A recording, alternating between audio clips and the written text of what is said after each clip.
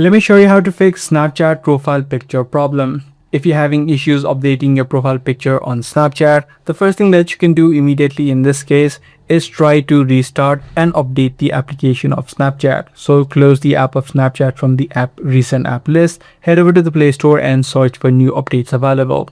Updating applications helps to fix any sort of bugs which may be causing the issue.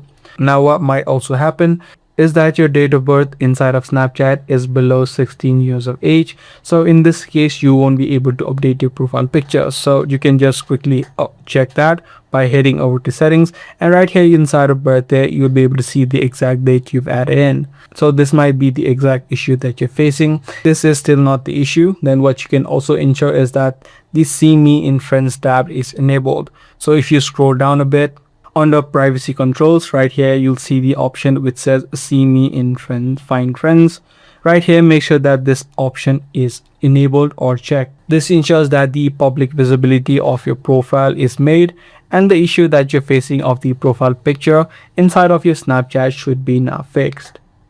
I do hope this guide video was helpful to you. Be sure to subscribe. That's gonna be all for today. I'm gonna see you in the next video.